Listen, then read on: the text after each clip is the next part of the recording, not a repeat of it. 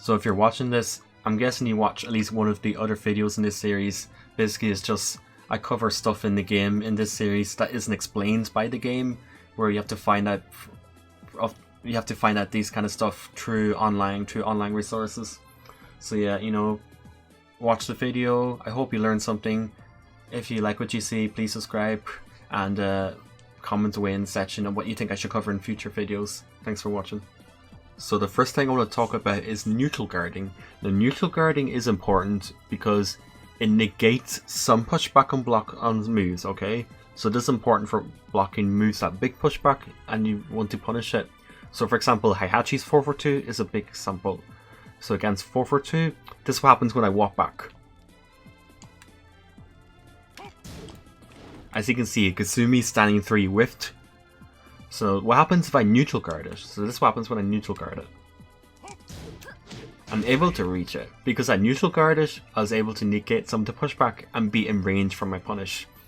It's also important to note that strings with low highs in them, like Asuka's can-cans for example, if you neutral guard this, the high will hit you. Even though it's not a natural combo follow-up, the high will hit you and launch you if you don't neutral guard it. You have to hold back on strings, especially ones with low highs in them, or else you're going to eat the rest of follow-ups. Even though neutral guarding does guard normally, but in strings you have to hold back to block or else you're going to eat it. So yeah, that covers the first part of this video. So for number 2, I'm going to talk about character specific Hitsparks. So every character has their own little colourful Hitspark if you go over a certain damage value.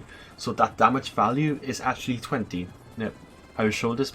So upward 1, as you can see, it does 19 damage, but there's no hit spark on it. However, if I do 444, it does the hit spark, and it's 20 damage, and it does the hit spark. So if you do 20 or over, you're going to get the hit spark. If you do 19 or under, you won't get a hit spark. Now this is actually useful to confirm some counter hit strings, because as we know on counter hit, your damage increases a little bit. So if you have a move that goes above the damage value of 20 to cause a hit spark on counter hit, you can use this as a visual cue that you got counter hit and you can finish your string. So for example, let's talk about Safina's Downforce 1-2. So if Safina is in rage, on normal hit, the Downforce 2 will do 17 damage. So that's a normal hit, okay? So there's no hit spark. However, on counter hit, there is a hit spark. So this is a very clear visual cue that on counter hit, you got the hit spark. So I'm able to finish the string because I know I was able to land counter hit with the hit spark. The hit spark told me you got counter hit, finish the string. So this is good for some characters, like Julia's War Drums. On counter hit, she gets the hit sparks. So the whole string is natural on counter, so she can finish it knowing that she got the counter. So yeah, hope that you know, if you have an example with your character that benefits from this, you know, post away. I'm actually curious to know.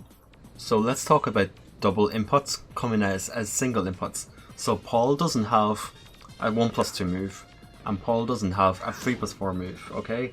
He doesn't have a sidestep 1+2 move, and he doesn't have a sidestep 3+4 move.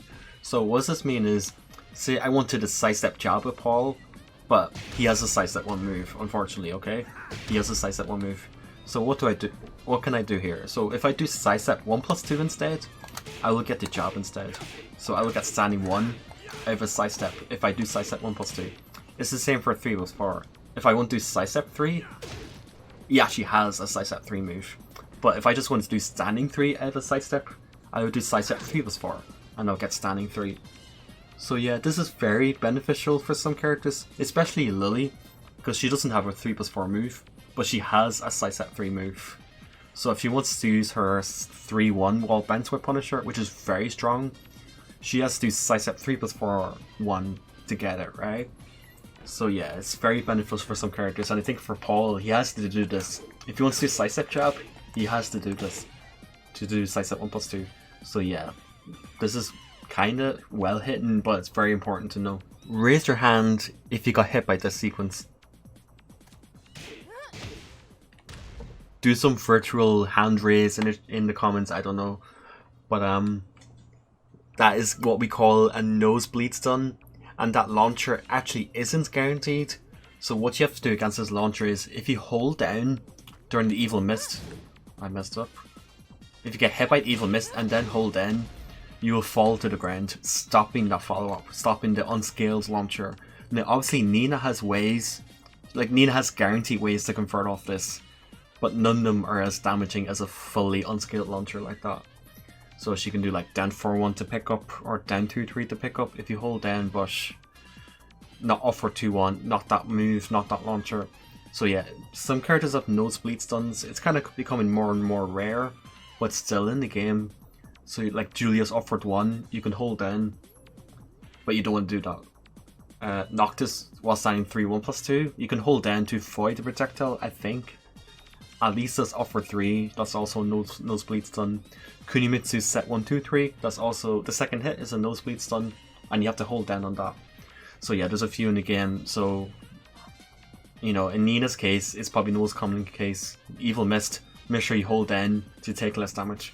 So this is something that really bothers me, and I wish Namco would fix it. So there is a bug in this game, which I will demonstrate now. So I can do bow and arrow there, no problem, right? Now, if you try to do an FC move under a high, you'll get an FC down move.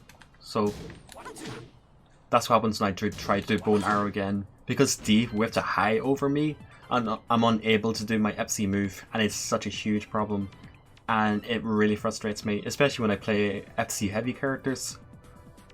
So, and I think King players suffer it from the most, because they try to do their FC down for 2 with Punisher, but because they pull him with the high, they just get FC down 2. Now there is a way around it. I mean, it's kind of awkward, and it shouldn't be a thing in the first place that we have to do this, but if you double tap the FC input, you will get a ledge. So for example, if you double tap it, you will get a ledge, but it's kind of awkward to do in the heat of the game, right? Otherwise, you're going to get this, you're going to get FC down 4, which is extremely annoying. And Namco, if you're watching this video, please fix this if it's not intentional, because it's really stupid. So yeah, that concludes this video.